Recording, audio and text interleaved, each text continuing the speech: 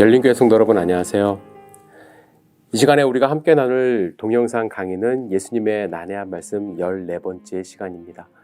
지난 시간에 제가 말씀드린 것처럼 오늘로 예수님의 난해한 말씀은 마무리하고요. 이제 다음 시간부터는 구약으로 들어가서 창세기부터 우리가 조금 더 깊이 알아야 될 말씀의 주제를 가지고 한 10분에서 15분 정도 짤막하게 여러분들과 함께 말씀을 나누고자 합니다. 기대해 주셔도 되고 조금 더 재미있게 여러분들과 말씀을 나누고자 합니다. 오늘은 마지막 시간이기 때문에 예수님의 난해한 말씀 마지막 시간이기 때문에 예수님이 십자가에서 하신 7가지 말씀을 잠시 묵상해 보고자 합니다. 사실 이 말씀은 난해한 말씀은 아닙니다. 난해해서 여러분들과 나누려고 그 뜻을 풀이하려고 한 것이 아니라 예수님이 고통 가운데 죽임을 당하시면서 하신 말씀을 다시 한번 생각해 보면서 그 말씀을 여러분과 저의 마음 가운데 다시 한번 새기고 싶어서 7가지 말씀을 잠시 나누고자 합니다. 첫 번째 말씀 누가복음 23장 34절입니다. 이에 예수께서 가라사대 아버지여 저희를 사하여 주옵소서 자기의 하는 것을 알지 못함이니이다 하시더라.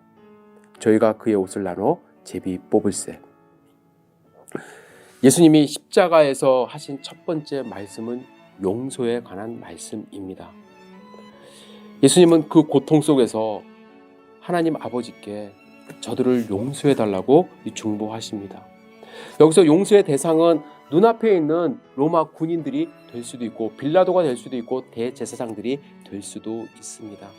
하지만 결국에 예수님의 용서는 그 주변에 있는 사람들이 아니라 온 인류에 대한 용서를 간구하신 것입니다.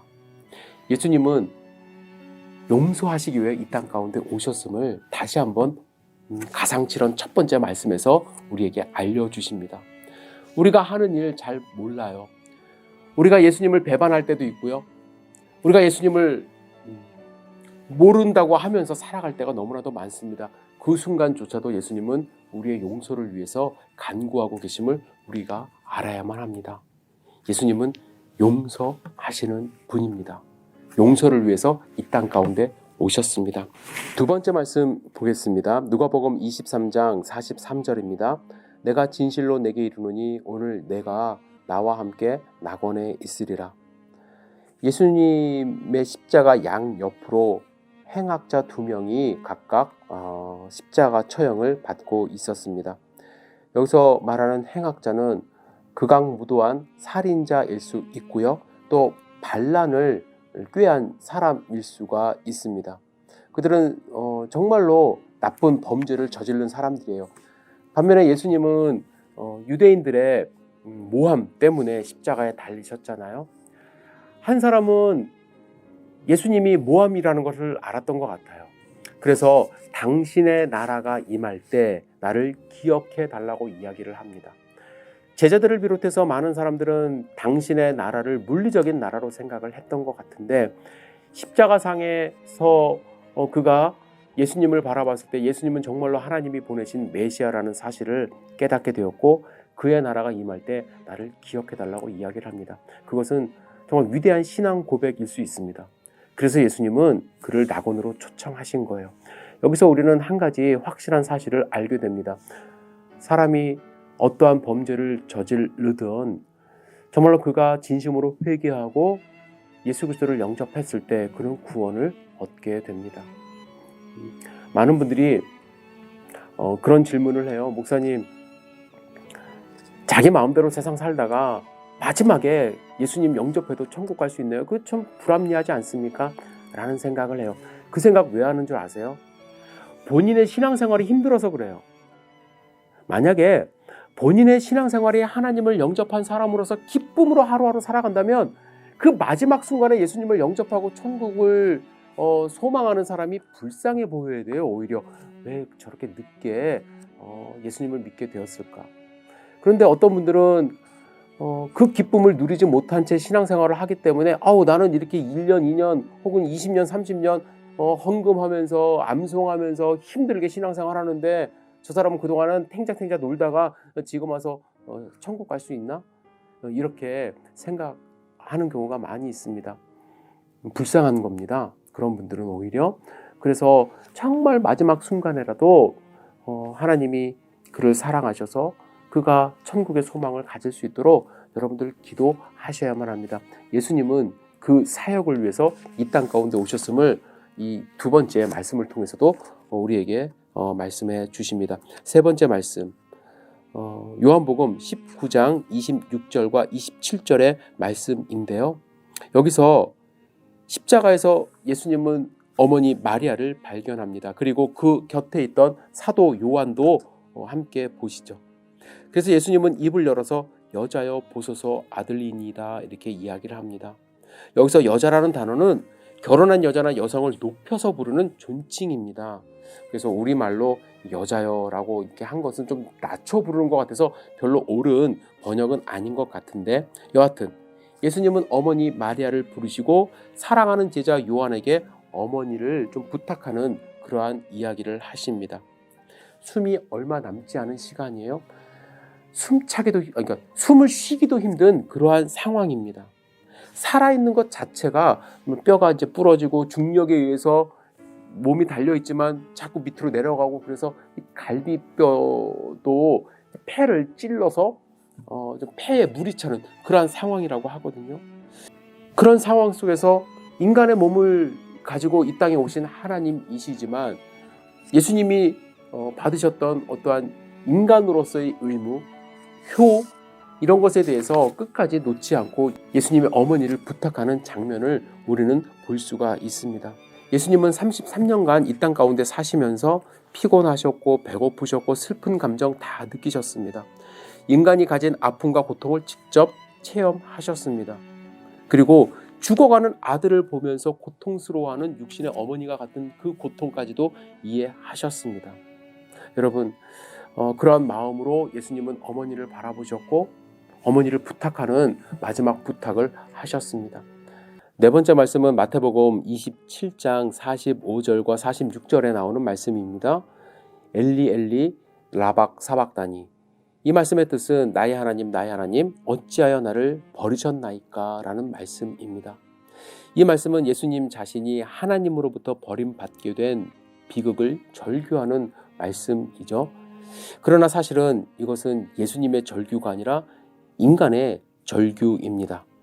예수님은 지금 우리 대신, 인간 대신에 부르짖는 절규를 하고 계십니다. 이것은 내가 버림받아 비명을 질러야 하는 나의 비명 대신 예수님이 어떻게 보면 지르시는 비명이라고 할 수 있습니다.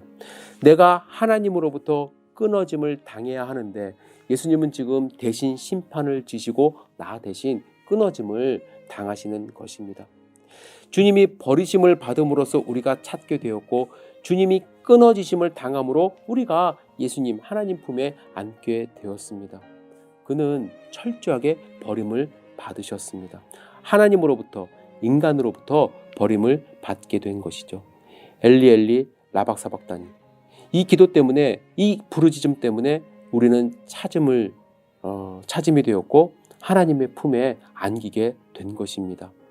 여러분, 이것을 하나님이 예수님을 그냥 단순하게 버리셨다라고 생각하시면 안 되고요. 내가 달릴 십자가에 예수님이 대신 달려 고통 가운데 심판받으셨다라는 생각을 하셔야만 합니다. 그러나 예수님은 그 심판으로 끝난 것이 아니라 죽음 가운데서 다시 부활을 하셨죠. 자, 다섯 번째 말씀입니다. 요한복음 19장 28절, 내가 목마르다. 이 말씀은 요한복음에만 기록된 말씀입니다. 동일한 사건이지만 마태복음에서는 기록되지 않고 있어요. 이 말씀을 읽는 순간 인간으로서 고통당하시는 예수님을 우리는 만나게 됩니다. 우리는 자꾸 예수님을 하나님으로만 생각하려 합니다. 하지만 여러분, 예수님은 완전한 인간으로 이 땅 가운데 오셨음을 잊지 말아야만 합니다. 따라서 목마른 것은 당연한 것입니다. 채찍질 당하시고 십자가에 못 박히심으로써 가장 힘든 고통 가운데 모든 물과 수분이 다 빠져나갔습니다. 예수님의 목마름, 어떻게 보면 죽기보다 더 심한 고통을 가져다 줍니다. 우리가 예수님이 목마르다라고 말씀하신 이 말씀 속에서 왜 예수님이 이러한 고통을 당하셨는가를 생각하셔야만 합니다. 여러분과 저를 위해서입니다. 하나님은 죄인들을 구원하시기 위해 친히 육신을 입으셨고 율법 아래 태어나셨습니다. 자기를 낮추시고 비우시고 그래서 여러분과 저를 구원하시기로 작정하신 것입니다. 내가 목마르다. 인간의 모습으로 이 땅 가운데 오신 주님께 정말 감사하는 마음으로 이 말씀을 마음 가운데 새기시기를 부탁을 드립니다. 6번째 말씀은 다 이루었다. 요한복음 19장 30절입니다. 여러분, 완전한 성공을 이룬 사람이 세상에 존재할까요? 사람은 모든 것을 다 이루었다, 끝냈다라고 말할 수 없습니다. 살다 보면 실수하기도 하고요. 의도적이든 의도치 않던 죄를 짓기도 합니다. 자신이 생각하고 꾼 꿈을 완전히 이루기는 사실 인간들은 불가능합니다. 하지만 예수님은 십자가에서 마지막 숨을 거두기 전에 다 이루었다고 선언하십니다. 여러분, 주님의 형편을 한번 보십시오. 무엇을 이루었다는 말일까요? 제자들은 배신하고 도망갔습니다. 이스라엘은 여전히 로마의 속국입니다. 종노릇합니다. 악은 여전히 강력한 힘과 권력을 가지고 세상을 지배합니다. 그리고 주님은 아무런 성과 없이 십자가에 달려 죽어가고 계십니다. 누가 봐도 실패한 인생입니다. 어떻게 생각해도 제대로 성공한 것처럼 보이지 않습니다. 그런데 예수님은 다 이루었다고 말씀하십니다. 왜 예수님은 다 이루었다고 말씀하실까요? 예수님은 십자가에 달려 죽기 위하여 이 땅 가운데 오셨기 때문에 그렇습니다. 예수님은 죽을 것을 아시고 오셨고 죽임을 당할 것을 아시고 예루살렘에 들어가셨고 마지막 일주일을 보내셨습니다. 예수님의 죽음은 그냥 헛된 죽음이 아니라 대속의 죽음이죠. 그 사실을 믿는 우리에게 구원을 주시기 위한 죽음입니다. 그 사실을 믿는 모든 사람은 어떤 상황에 있든지 간에 구원을 받을 수 있기 때문에 예수님은 모든 피를 흘리시고 다 이루었다고 선언하신 것입니다. 이것은 위대한 선언입니다. 예수님의 선언을 마음 가운데 품으시기를 부탁을 드립니다. 마지막 7번째입니다. 아버지여 내 영혼을 아버지 손에 부탁하나이다. 예수님은 마지막 순간에 하나님께 영혼을 부탁했습니다. 예수님이 힘이 없어서 그렇게 한 것이 아닙니다. 다른 방법이 없어서 어쩔 수 없이 한 것도 아닙니다. 예수님은 처음부터 끝까지 모든 것을 하나님께 의탁했고 하나님의 뜻대로 하였으며 하나님께서 기뻐하시는 삶을 사셨습니다. 하나님께 모든 것을 맡기는 기도입니다. 예수님이 참 약해 보이는 기도문이기도 한데 약할 때 하나님이 함께 하심으로 예수님을 죽음 가운데서 다시 이끌어 주셨고 하늘에 오르게 하셨습니다. 모든 만물이 그 앞에 무릎을 꿇고 찬양할 수 있도록 하나님이 그를 인도해 주셨습니다. 예수님의 이 기도 절대로 약해서 드리는 것이 아니라 끝까지 순종하는 모습으로 하나님 앞에 모든 것을 아뢰는 부탁하는 기도를 드리신 것이죠. 물론 여러분 가상칠언 한 구절 한 구절을 가지고 우리가 깊이 묵상을 하고 또 설교 언젠간 제가 할 텐데 길게도 말씀을 드릴 수 있지만 오늘은 마지막으로 예수님의 난해한 말씀을 하면서 여러분들에게 이 7가지의 말씀이 마음 가운데 새겨지기를 부탁하는 마음으로 이 말씀을 함께 나누었습니다. 예수님이 십자가상에서 하신 이 말씀, 예수님의 정체성을 드러낸 말씀이기도 하고 우리에게 부탁하는 말씀이기도 하고 또 우리가 어떻게 살아가야 될 의무와 책임을 주시는 말씀이기도 합니다. 그 말씀을 마음 가운데 새기시고 하루하루 승리하시기를 주님의 이름으로 축복합니다. 여러분 다음 시간에 구약 이야기에서 함께 뵙도록 하겠습니다. 감사합니다.